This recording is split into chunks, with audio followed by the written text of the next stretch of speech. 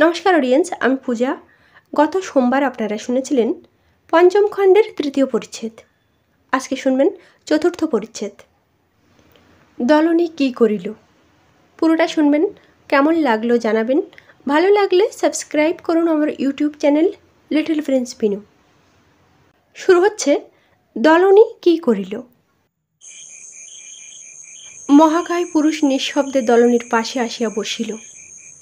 দলনী কাঁদিতেছিল, ভয় পাইয়া রোধন সম্বরণ করিল, নিস্তব্ধ হইয়া রহিল। আগন্তুকও নিঃশব্দে রহিল। যতক্ষণ এই ব্যাপার ঘটিতেছিল ততক্ষণ অন্যত্র দলনীর আর এক সর্বনাশ উপস্থিত হইতেছিল। মোহাম্মদ তকির প্রতি গুপ্ত আদেশ ছিল যে ইংরেজদিগের নৌকা হইতে দলনী বেগমকে হস্তগত করিয়া মুঙ্গেরে পাঠাইবে। মোহাম্মদ তকি বিবেচনা করিয়াছিলেন, ইংরেজরা বন্দী বা হত হইলে বেগম কাজে কাজেই তাহার হস্তগত হইবেন। সুতরাং অনুচরবর্গকে বেগম সম্বন্ধে কোনো বিশেষ উপদেশ প্রদান করা আবশ্যক বিবেচনা করেন নাই। পরে যখন মোহাম্মদ তকি দেখিলেন নিহত ইংরেজদের নৌকায় বেগম নাই, তখন তিনি বুঝিলেন যে বিষম বিপদ উপস্থিত। তাহার শৈথিল্যে বা অমনোযোগের নবাব রুষ্ট হইয়া কি উৎপাত উপস্থিত করিবেন তাহা বলা যায় না। এই আকাঙ্ক্ষায় ভীত হইয়া মোহাম্মদ তকি সাহসে ভর করিয়া নবাবকে বঞ্চনা করিবার পরিকল্পনা করিলেন। লোক পরস্পরায় তখন শোনা যাইতেছিল যে যুদ্ধ আরম্ভ হইলেই ইংরেজরা মীর কাসিমকে কারামুক্ত করিয়া পুনর্বার মসনদে বসাইবেন। তকি ভাবিলেন, যদি ইংরেজরা যুদ্ধে জয়ী হন তবে মীর কাসিম এ প্রবঞ্চনা শেষে জানিতে পারিলেও কোনো ক্ষতি হইবে না, আপাতত বাঁচিতে পারিলেই অনেক লাভ। পরে যদি মীর কাসিম জয়ী হন তবে তিনি যাহাতে প্রকৃত ঘটনা কখনোই জানিতে না পারেন এমতো উপায় করা যাইতে পারে। আপাতত কোনো কঠিন আজ্ঞা না আসে। এইরূপ দূর অভিসন্ধি করিয়া তকি সেই রাত্রে নবাবের সমুপে মিথ্যা কথা পরিপূর্ণ করিয়া এক আর্জি পাঠাইলেন। মোহাম্মদ তকি নবাবকে লিখিলেন, বেগমকে অমিয়টের নৌকায় পাওয়া গিয়াছে। তকি তাহাকে আনিয়া যথাসম্মানপূর্বক কেল্লার মধ্যে রাখিয়াছেন, কিন্তু বিশেষ আদেশ ব্যতীত তাহাকে হুজুরে পাঠাইতে পারিতেছেন না। ইংরেজদিগের সঙ্গী খানসামা, নাবিক, সেফাহি প্রভৃতি যাহারা জীবিত আছে তাহাদের সকলের প্রমুখাত শুনিয়াছেন যে বেগম অমিয়টের উপপত্নী স্বরূপ নৌকায় বাস করিতেন, উভয়ে এক শয্যায় শয়ন করিতেন। বেগম স্বয়ং এ সকল কথা স্বীকার করিতেছেন। তিনি এখনই খ্রিস্ট ধর্ম অবলম্বন করিয়াছেন। তিনি মুঙ্গের যাইতে অসম্মত। বলেন, আমাকে ছাড়িয়া দাও, আমি কলিকাতায় গিয়া অমিয়ট সাহেবের সুহৃদয়গণের নিকট বাস করিব। যদি না ছাড়িয়া দাও তবে আমি পলাইয়া যাইব, যদি মুঙ্গেরে পাঠাও তবে আত্মহত্যা করিব। এমতো অবস্থায় তাহাকে মুঙ্গেরে পাঠাইবেন কি এখানে রাখিবেন, কি ছাড়িয়া দিবেন, তদ্বিষয়ে আজ্ঞার প্রত্যাশায় রহিলাম। আজ্ঞা প্রাপ্ত হইলে তদনুসারে কার্য করিবেন। তকি এই মর্মে পত্র লিখিলেন।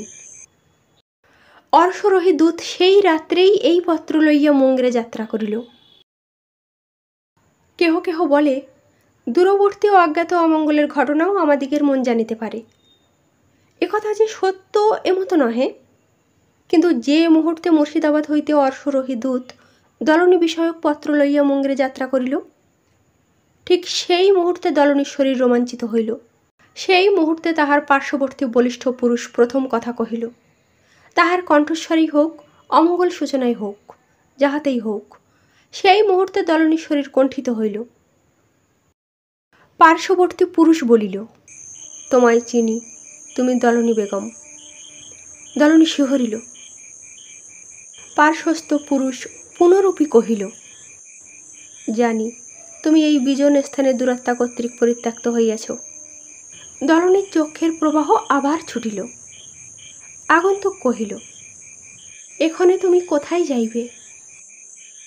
সহসা দলনীর ভয় দূর হইয়াছিল। ভয় বিনাশে দলনী বিশেষ কারণ পাইয়াছিল। দলনী কাঁদিল। প্রশ্নকর্তা প্রশ্ন পুনরূপী করিল। দলনী বলিল, যাইব কোথায়? আমার যাইবার স্থান নাই।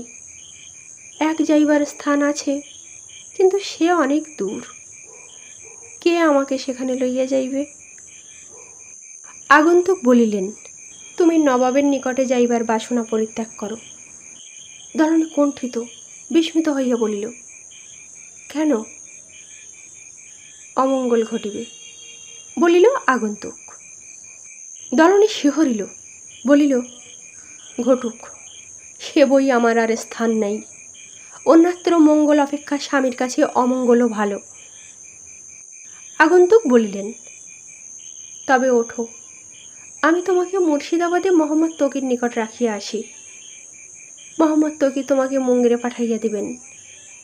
কিন্তু আমার কথা শুনো, এখনো যুদ্ধ আরম্ভ হইয়াছে। নবাব স্বীয় পৌরজনকে রুহিদাসের গড়ে পাঠাইবার উদ্যোগ করিতেছেন।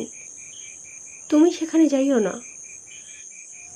দলনী ক্রুদ্ধ হইল, বলিল, আমার কপালে যাই থাকুক, আমি যাইব। তোমার কপালে মঙ্গের দর্শন নাই, বলিল আগন্তুক। দলনী চিন্তিত হইল, বলিল, ভবিতব্য কে জানে।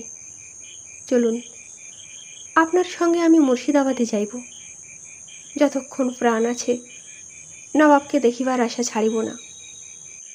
আগন্তুক বলিলেন, তাহা জানি, আইসো। দুইজনে অন্ধকার রাত্রে মুর্শিদাবাদে চলিল। দলনী পতঙ্গ বর্ণীয় মুখ বিভক্ষ হইল। পঞ্চম খণ্ডের 4র্থ পরিচ্ছেদ এখানে শেষ হলো। কেমন লাগলো জানাবেন। ভালো লাগলে সাবস্ক্রাইব করুন আমার YouTube channel little Prince Binu.